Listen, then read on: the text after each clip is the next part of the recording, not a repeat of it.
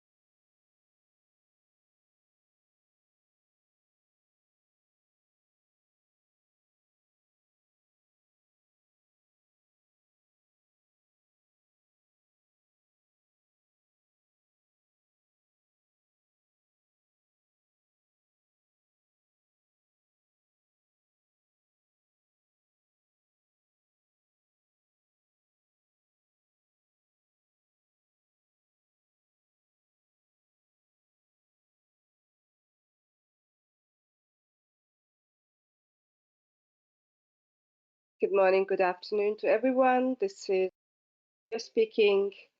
This is a webinar on the UN Regional Forum on Sustainable Development. And we're going to wait a couple of minutes because we have quite a few people who have registered, and we would like to give them time to connect. Again, in about 2 minutes, we will be starting this webinar. Thank you so much for staying connected.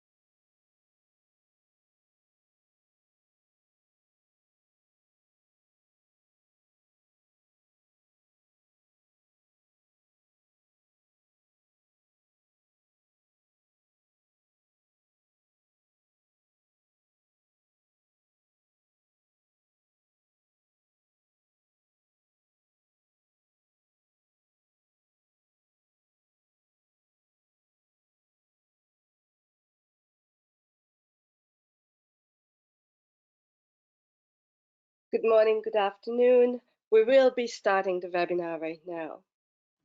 My name is Orsolya Bartha, and I'm a Senior Advisor on Sustainable Development at the International Disability Alliance. I'm also the coordinator of the Stakeholder Group of Persons with Disabilities. Before starting the webinar, please allow me to offer a couple of technical matters that are necessary to be known for this webinar. First of all, in the chat box, you will find a link to the closed captioning, and closed captioning is provided by Caption First. If you click on the link, you will be able to see the caption monitor. If you open your camera, you can see Gerard Gerdinand, who is our sign interpreter for this course. He will be interpreting this webinar. through closed captioning and the international sign interpretation, this is a fully accessible webinar for all. This webinar has been organized by the European Disability Forum, which is also hosting the Secretariat of the Constituency of Persons with Disabilities. Here, we will have 3 speakers today, and each speaker will have 10 minutes to speak. And after each speaker has presented, we will open the floor for question and answer, 6 to 7 minutes. I would like to encourage all of you that in order to make this webinar flow smooth, if possible, put your questions into the chat box. You do not have to wait until we open the question and answer time. You can already start putting your questions when the speaker starts talking into the chat box. I'm going to collect them and read them out loud. Today, the webinar is going to focus on the United Nations Economic Social Council for Europe, which is hosting a regional forum on sustainable development. This is a preparatory forum prior to the high-level political forum that is happening later in the year in New York. And we have excellent and distinguished speaker from the UN. Her name is Elise Devat, who is an associate expert on sustainable development and gender in the UN regional forum. She is working on the regional forum, and she is the expert on participation, on delivery, on advising us on key messages. So she will be our first speaker, introducing us what is the forum about, when is it taking place. But Elise, I would also kindly ask you to elaborate a little bit, what can we expect from the forum? How can persons with disabilities maximize their participation? What is it that we should be paying attention to? So if there are no technical questions, I would like to invite our first speaker, Elise Devat from the UN Economic and Social Council, to give us an introduction to the regional forum happening in a couple of weeks in Europe. Alice, the floor is yours. Great, thank you so much for the invitation to speak today. And maybe before diving into this year's regional forum, let me maybe just give you a few words on the overall background of and the objective of regional forums. So UNECE, the Economic Commission for Europe, is one of 5 UN regional commissions, and our member states are basically covering the entire global north, meaning, or I should say the Northern Hemisphere to be more precise. So we have 56 member states, containing the North America, European Union, Central Asia, the Caucasus, and the Russian Federation.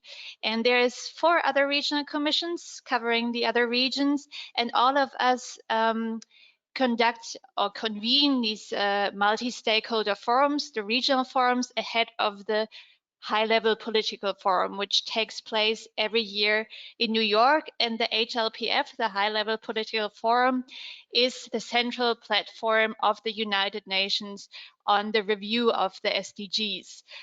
So our meetings can be considered pre-meetings to the global forum.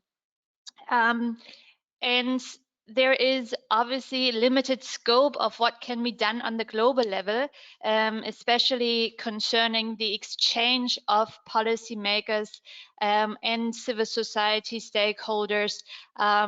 And the regional forums try to fill this gap and try to provide another platform where there is more space for more intense exchanges on SDG progress. So this is more the overall picture. And now looking specifically on what's to come this year, it's the 4th time that our regional forum is taking place. It will take place on the 19th and on the 20th of March here in Geneva. And the first day will be a full day, and the second day only half a day. So it seems to be relatively short, but we are trying to fill the limited time with as much input as possible.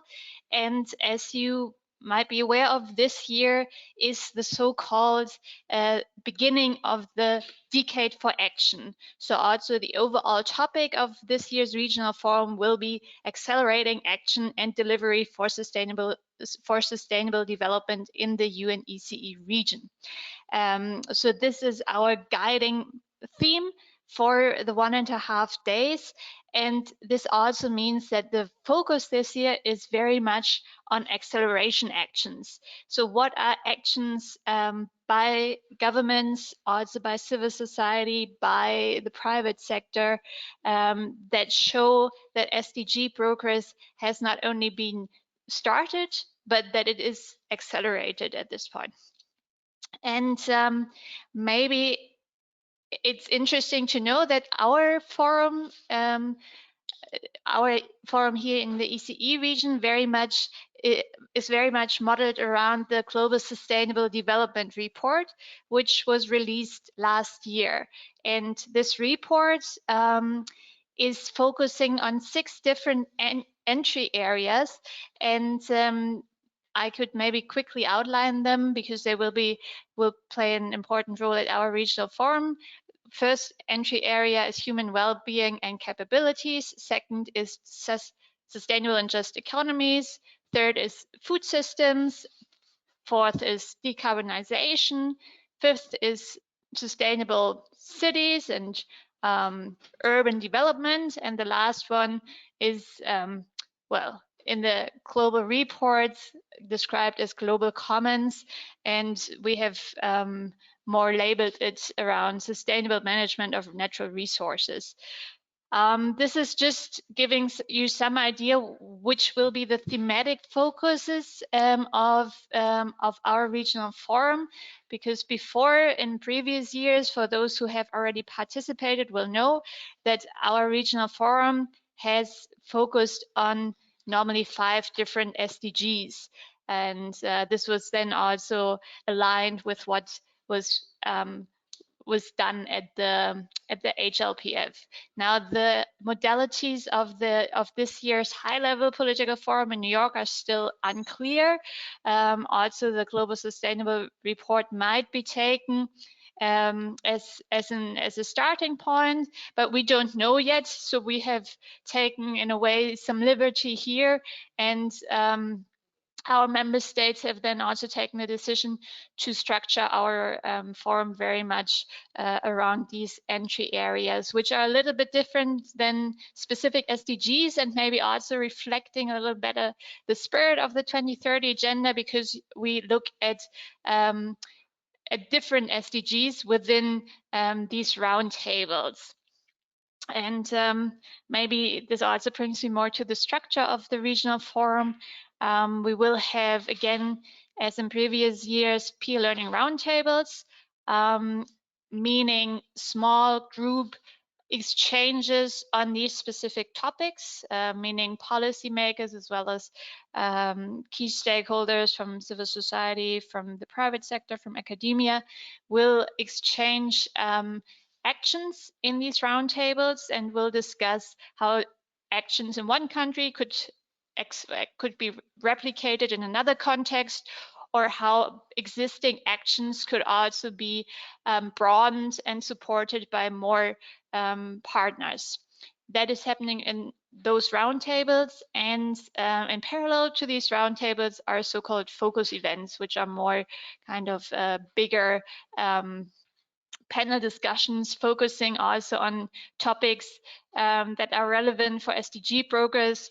One is behavioral change. So how can we as societies, and how can we as individuals that are aware of these bigger problems, but how do we actually change our own behavior? So this is one.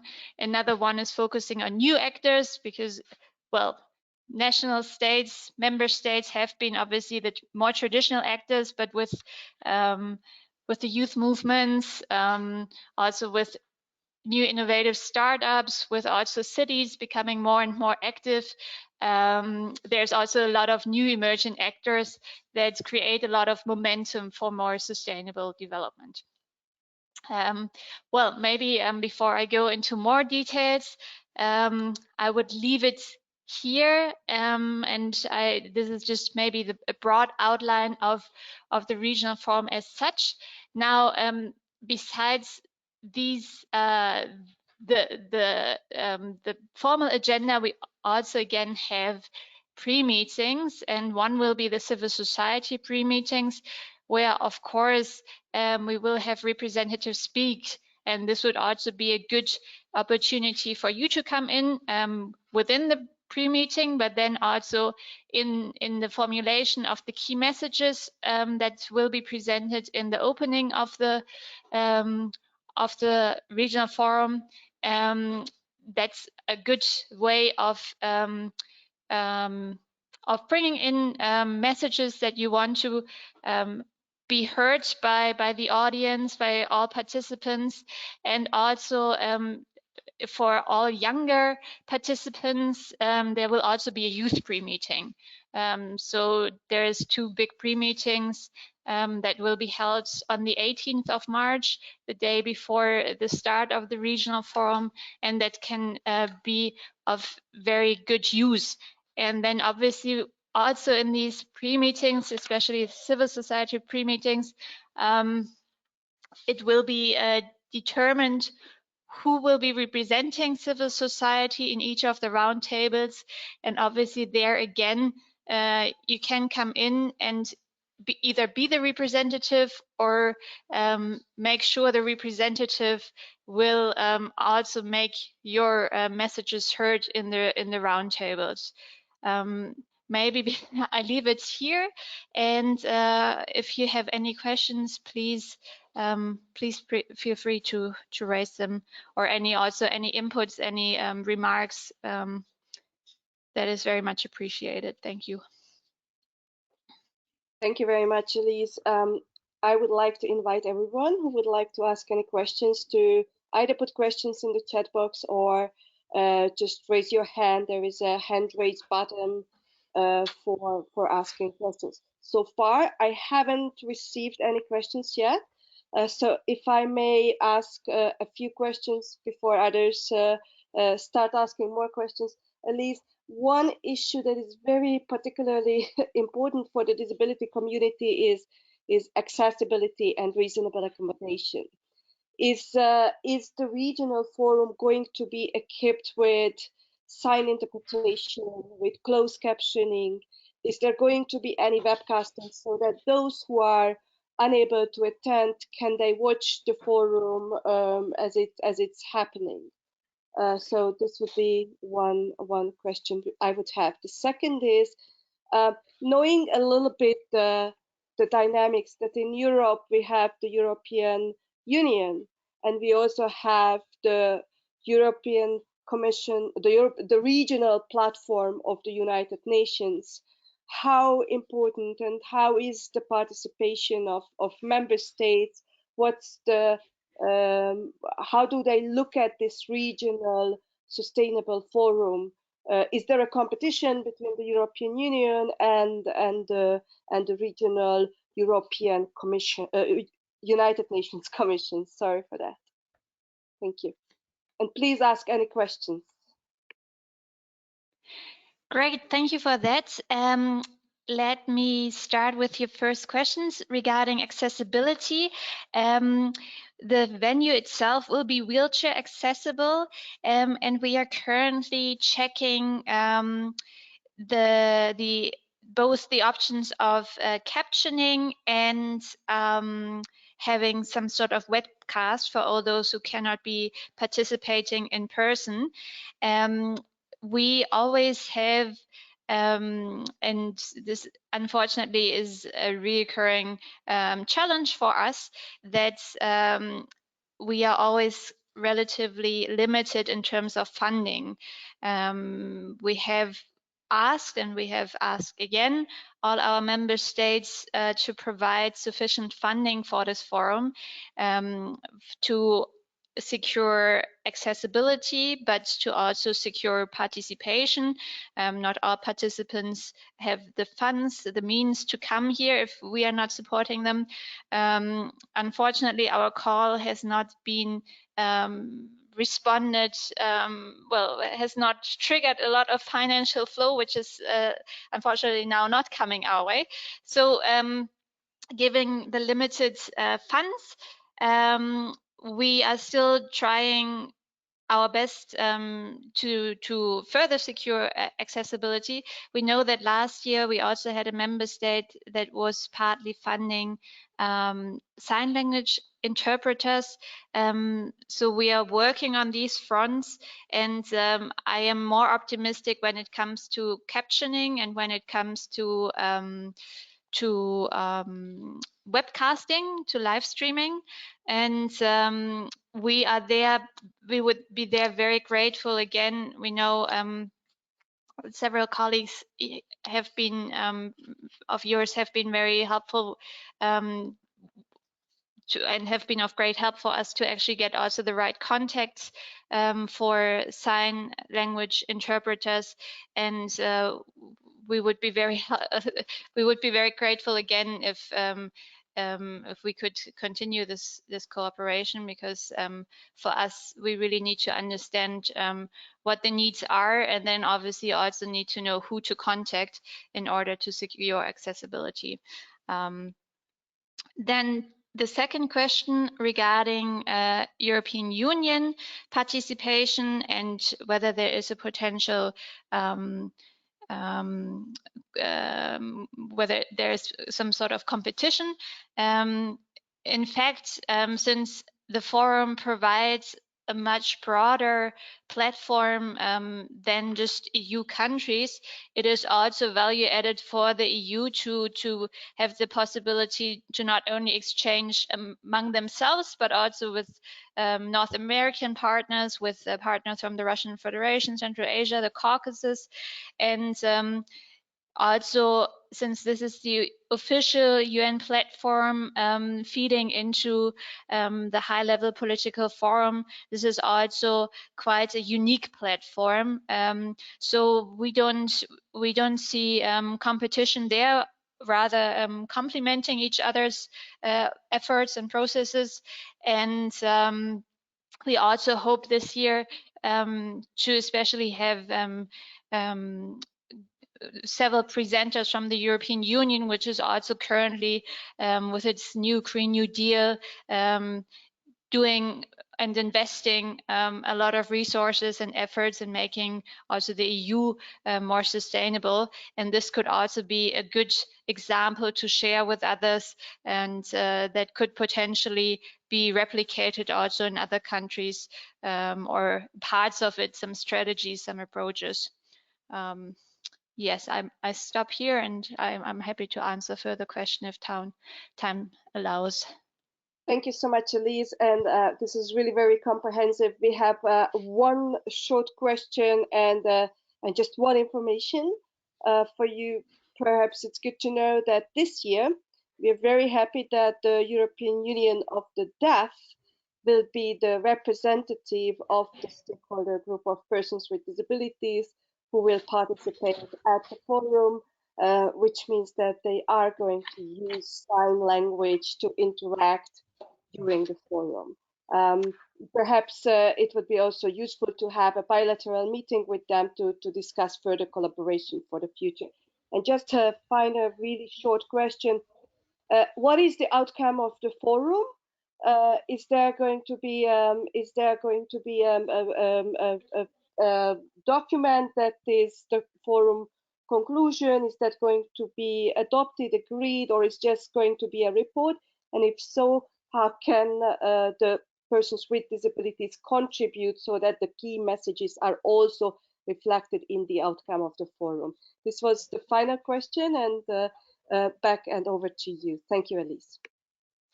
Thank you very much. So indeed, there will be a report of the regional forum, which will feed into the high-level political forum and will be presented there. The report is the summary of the chairperson.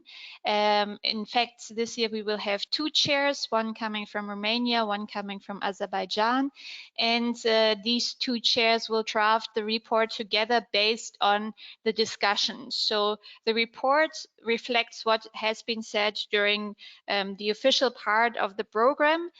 So anything that is said there, for example, the messages from the civil society pre-meeting, or the discussions at the roundtable, will be also reflected in the report. So if you are vocal, or if your messages are being part of the civil society messages, they will be reflected also in the report.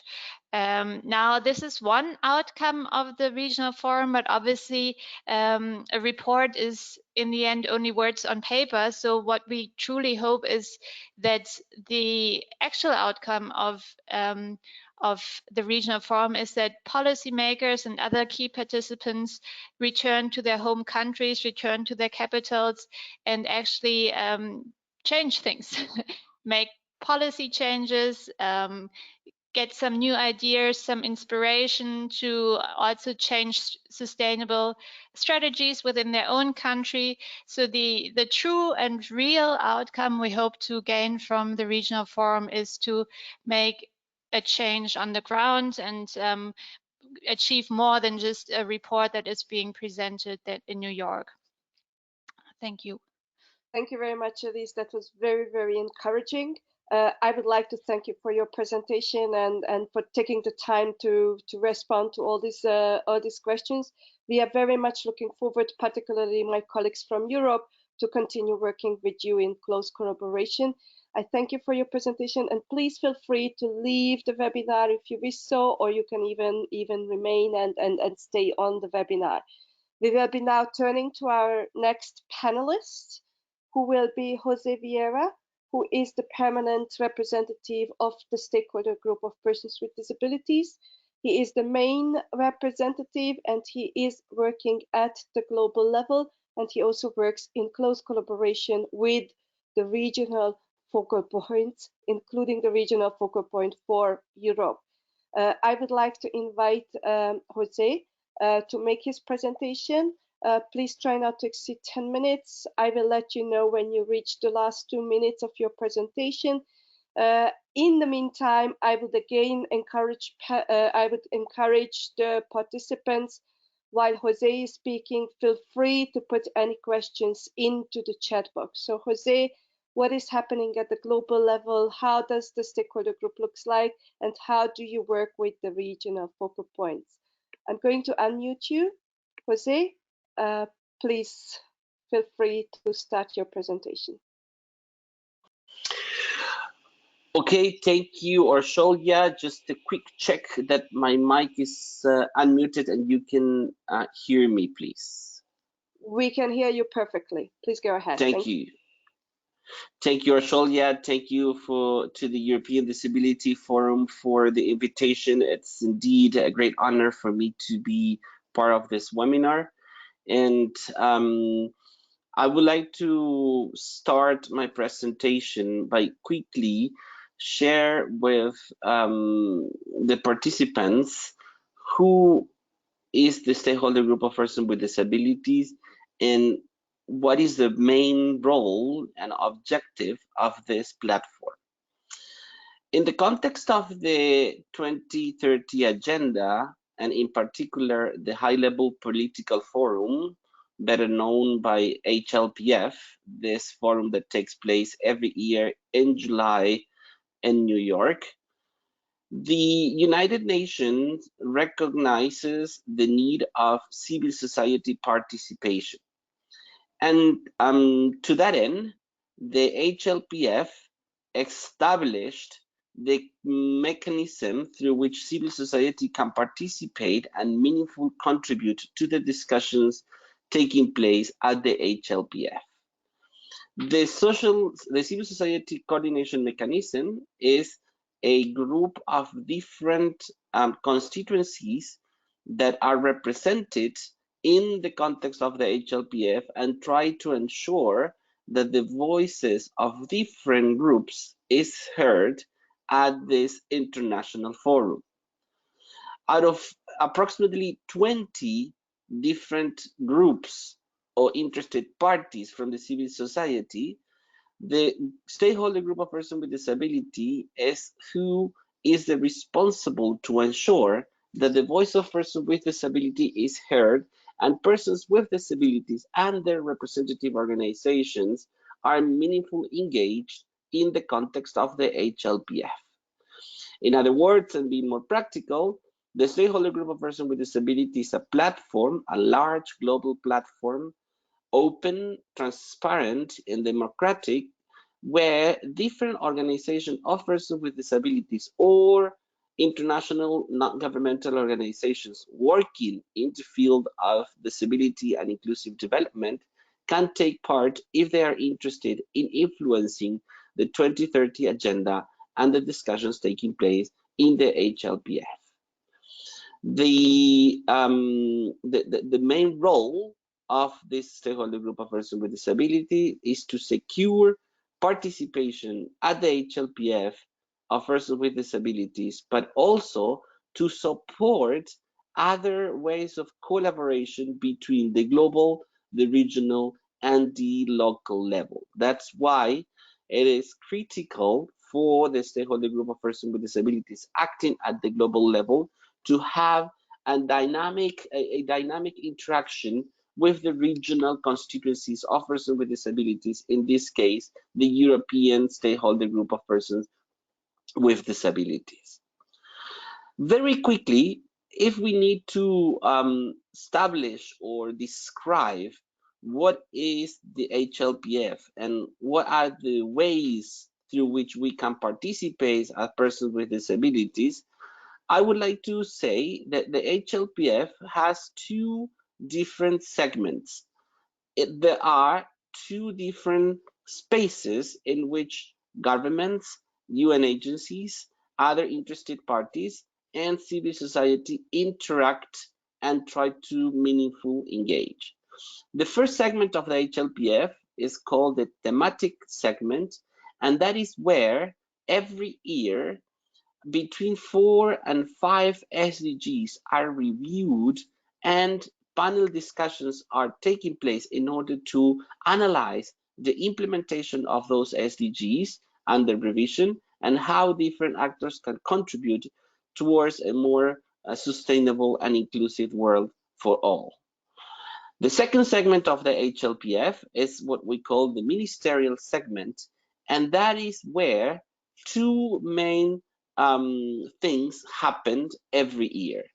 The first is what we all know, the voluntary national review, the better known VNR, and that is where different governments from different countries on a voluntary basis come to New York to present their national report. A national report on SDGs is the brief compilation of what governments are doing at the national level to further advance the implementation of the SDGs. And the second important element that takes place within this second segment, the ministerial segment, is the adoption of a political declaration.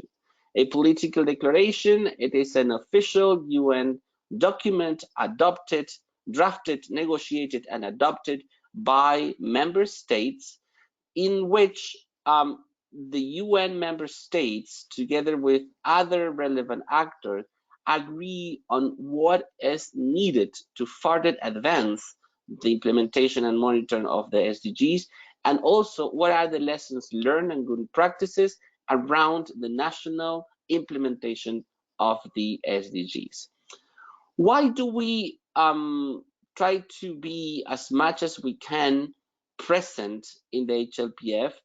There are many reasons, but I would like to highlight just few in order to give a better understanding about the importance of being involved in this HLPF. One is that in the first segment, in the thematic segment, we have the opportunity to say from our perspective what is needed in order to further implement and monitor. It's for us to participate and say we need the SDGs to be in line with the CRPD principles. We need more national implementation. We request more national engagement of disabled people organizations in the different countries, etc., etc.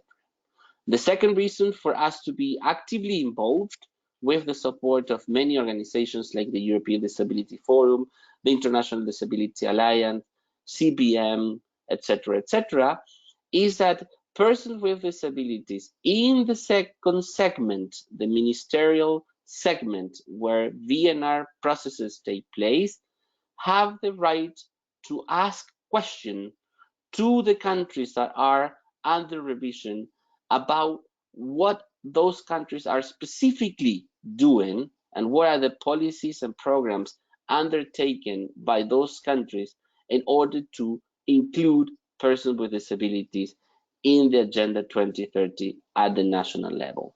And the third reason that I believe is important to always keep in mind for persons with disabilities is that in the context, 2 minutes yes, left. in the context of the HLPF, persons with disabilities can interact with other civil society organizations from different constituencies, promoting the intersectionality of disability and other minorities. I would like just to conclude that for the stakeholder group of persons with disability is key that the participation of persons with disabilities in these regional forums, like the one that Liz just presented, becomes critical in order to connect the work that is being doing at the regional level and what we can do at the global level. If we manage to have meaningful participation at the regional forums, we can take those inputs to take it up to the global level and therefore promote the implementation of the SDGs at the national level. I will stop here, reminding ourselves of the key relevance of being active at the regional level, and thanks to those who are actively participating at the regional level, because that is the bridge that allow us to reach the national level work and what we expect to do at the global level. Thank you. Thank you very much, Jose. Once again, may I encourage all the participants that this is really a great opportunity to have an exchange and have any questions. Please feel free to type your questions into the chat box or raise your hand so that we can give you the floor. Once again, I will take over this role for a moment until everybody is thinking about their pertinent questions. Jose, we have many participants from different regions attending this call right now. So in light of that, it might be a little bit useful, Jose, if you could elaborate, what do you think should different regions, because as we heard, there will be sustainable development forums in all regions taking place around the world in the coming months. Do you think that persons with disabilities and regional participants of regional forums, should they be collaborating? Would that be helpful? Would that amplify messages? And how would that fit in with the global advocacy? If you could elaborate a little bit, is there any chance for peer learning or exchanging of knowledge? What do you think about that? And once again, before I give back the floor to Jose, could you please type any questions in the chat box? Thank you very much. Jose, floor is yours. Thank you, Orsolya, and thank you for the question. The answer is definitely yes. I think there are three aspects to consider here. One is that as we have the stakeholder group of persons with disabilities at the global level, it's fundamental that we replicate that model of engagement at the regional level, meaning that we strongly encourage, as our colleagues in the European context are doing, that other regions and persons with disabilities get organized in the different regions in a stakeholder group of persons with disabilities that can be connected to the global stakeholder group of persons with disabilities. It's critical to have those groups formed. The second element that I would like to highlight is that if we have those stakeholder group of persons with disabilities operating at the regional level, is again critical that we agree on the key messages that we want to deliver every year. If, as persons with disabilities, organized at the regional and at the global level, get organized around key messages that we want to deliver, the impact that we can make is even bigger, because we will have a coherence between what we say at the regional level and at the global level.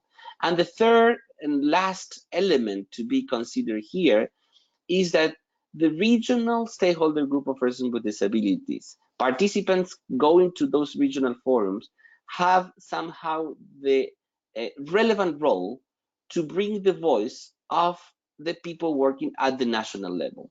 So this is like a bridge, starting at the national level, DPOs working in engaging with governments at the national level, regional people participating in this regional forum, bringing the voice of different countries to those regional levels, and at the same time giving us, the stakeholder group of persons with disabilities at the global level, sufficient inputs for us to advocate for the right of persons with disabilities at the global level during the HLPF. If we can combine those three aspects, I think the impact of the engagement of persons with disabilities would be much higher and very much appreciated by governments, countries, member states, and UN agencies. Thank you, Jose, for elaborating on this. And I think it was a very, very clear message. We all need to work together to make a change for persons with disabilities at all levels. This is the last call and the last opportunity for any questions. If I see no hands, no one type anything into the chat box, I'm going to turn over to the next speaker, who is going to be Marian Step, very well known to you. She is working with the European Disability Forum, and she is also coordinating the Secretariat for the regional participation. Currently, she is the focal point for the UN Economic Social Constituency for Persons with Disabilities. So, Marian, could you let us know what are you doing? What is your job as a regional focal point? How are you getting ready for the forum? How do you collaborate with other groups? And what are your expectations with regards to this year's forum at the UN in Geneva? Marian, the floor is yours. Thank you. Hi, Orsolya. Can you hear me? Yes, I hear you very well. Thank you. Okay, great. Well, thank you. Thank you very much, Elise and Jose, because that's all very clear. So, so that brings me to what we call the Constituency for Persons with Disabilities. So we are focusing on the regional level. And as Elise explained, the regional level is not just the EU, not just the European Union, but is pretty much the global north. So, and that global north cover actually 50 states, from the EU to North America to Central Asia, etc. So I would like to explain first how the civil society movement within the regional forum is organized. So it's organized into 6 sub-regional groups. So we have civil society from Central Asia, Caucasus, Eastern Europe, Western Balkan and Turkey, Western Europe, and Northern America and Israel.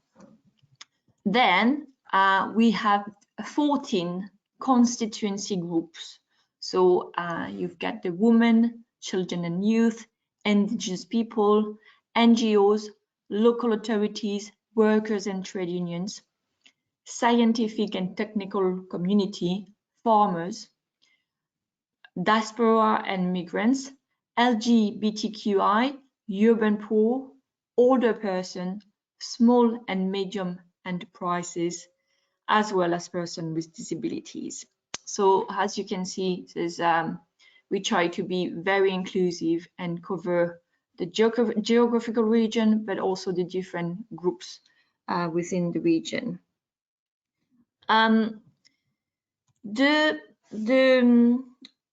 The whole, what we call it the RCEN, the regional I have a blank there.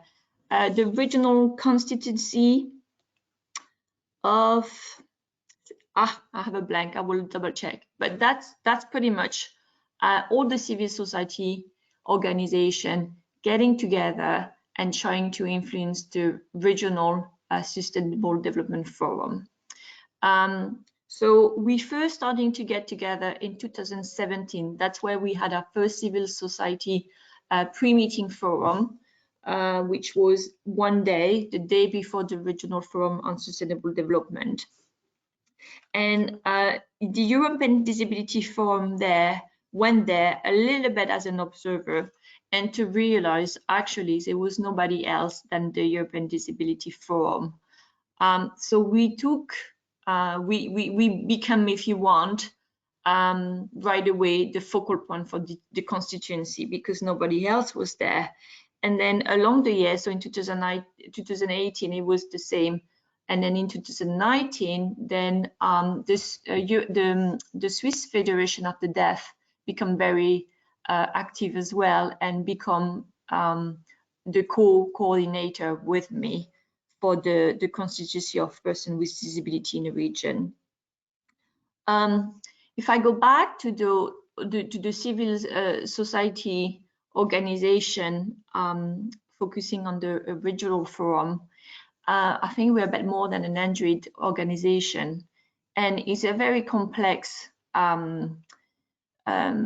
if you want, a way to organize ourselves. So for this year, for the next forum on the 19th and the 20th of March, we're gonna be meeting the 18th of March, and we're already working on what we want to achieve on the 18th of March at the Civil Society Forum. So we are organizing actually in 10 groups. The one that's focusing on the agenda of the 18th of March, but also trying to influence the agenda for the regional forum itself. Then we have a working group working on communication within the region and when it comes to civil society organization. Then we have a working group on the VNR, the voluntary national reviews that focus in our region. Then we got a working group focusing on financing. Another one focusing on fundraising, because you know very well that a lot of civil society organization doesn't necessarily have the fund to go to the regional forum and to go to the high level political forum, and sometimes there's just simply no money to attend both of the events. So we also working on fundraising. We also we have a working group focusing on the selection of participants, because we do receive a little bit of funding from the UNECE. So some participants to the forum are covered, but we have a selection process. Then we have a working group focusing on the statement that will be read at the end of the regional forum, and is the CSO statement. It's a very important statement, and that's where we always make sure that persons with disability are included in the statement. And finally, we have a working group on cross-cutting issues. So with that, with those 10 groups, it's actually very difficult for the Constituency of Persons with Disability to be involved in everything, simply because in the past it was just me, and with a political representation from EDF, so someone from our board.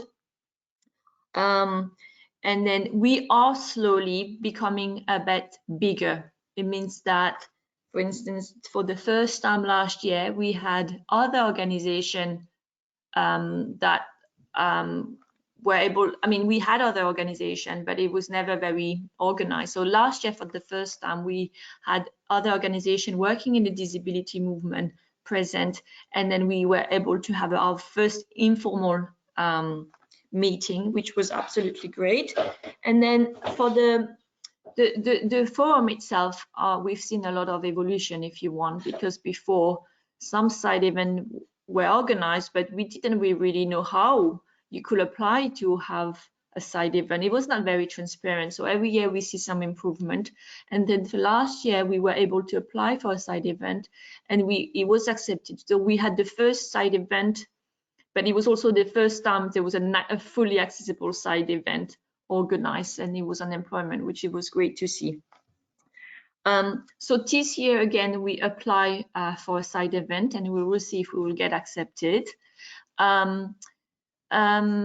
What I like to tell you as well is that this year, Orsolya mentioned it, but we have, as a political representation, we have the European Union of the Deaf who will be there. So the director, Mark Whitley, will be there to represent the Constituency of Persons with Disabilities.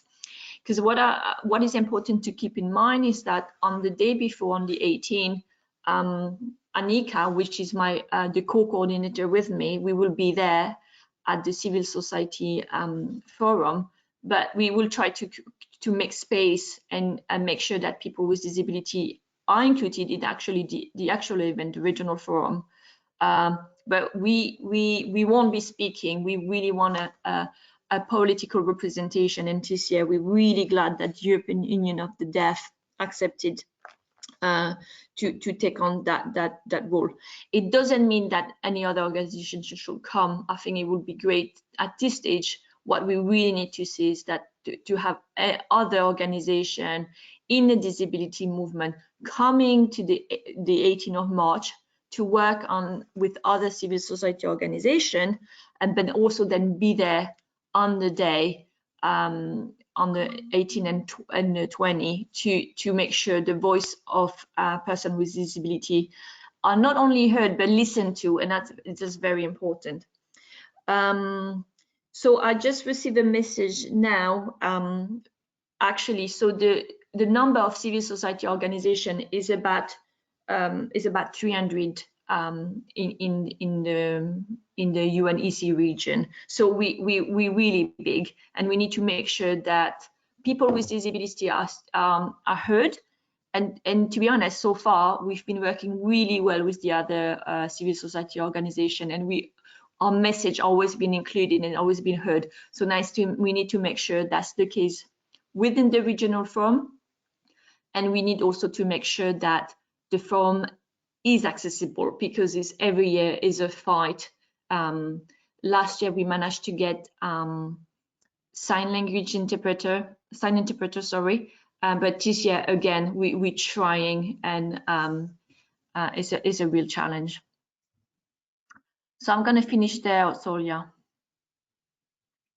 Thank you very much, Marian. And yes, it's true. Reasonable accommodation is always a very, very key and concerning issue, and it takes a lot of efforts to make any event accessible, which is organized by the UN. That's our experience as well. Any questions for Marian from the participants? I see none in the chat box. No one is raising their hand, so it looks like that your presentation has been very, very clear. Marian, do you know by any chance when the registration is going to open for the forum? And how long? So actually the registration are open, and they're going to close the 19th of February. Is there any funding to attend the forum? There could be funding there's a process. Like I said, there's a working group on the selection of participants. So obviously, if some people, if you let me know you're going to be going to the regional forum, I will look into it, and then maybe possibly submit your name to try to receive funding. I think when you register, you have to mention, when you register to the civil society forum, you have to mention if you need funding or not. Right. So that's a way to do it. But in any case, it'd be good to get in touch with me because I can see also what's happening from another angle. Fantastic. So to be very clear, please register to the forum, express interest that you wish to attend, and also inform Marian at the same time so that she can facilitate and ensure that you will be receiving funding from the UN to attend the forum. Another question, because we have so many people connected to this call from quite all over the world, as I can see. Can people who are not Europeans attend the European Forum? So could someone from Latin America register and apply for funding to attend the European Forum? Is there any restrictions in terms of you have to be European in order to participate or not? Well, remember that it's not just Europe. The regional forum is actually all the global north. So, and we do not have enough representation, let's say, from North America, for instance. But what I've witnessed so far, we don't really have anybody who apply from other regions, from, let's say, Africa or Asia, etc. But I doubt they would receive the funding, because I think we would rather have people coming from the global north. We would rather fund people coming from the global north. Right. Doesn't mean you can actually still come from any other region, but I'm not sure funding will actually be available. Okay, thank you so much, Marian. Any other questions? I see none. So if I may offer that if you have any further questions after this webinar, please feel free to reach out bilaterally to Marian. Feel free also to connect with me at the global level. You can find my name, email on the IDA website, and I'm sure that Marian is going to send out a follow-up email with the recording of the webinar, the closed captioning, so you can listen again and get all the necessary information you wanted to be familiar with. So if there is no other question, in that case, I would like to once again thank the closed captioning for providing us with a service, and also would like to thank our sign interpreter for making this webinar accessible, fully accessible. And if there is no other question, thanks again to the participants, thanks again for the speakers. We are looking forward to continue working with you and making sure that the key messages of persons with disabilities are delivered, not only at the regional, but also at the global level. So this was the webinar on the European Regional Sustainable Forum. I wish everybody a very nice afternoon, evening, or good morning as I'm starting the day here in New York. Thank you. Have a good day. Thank you.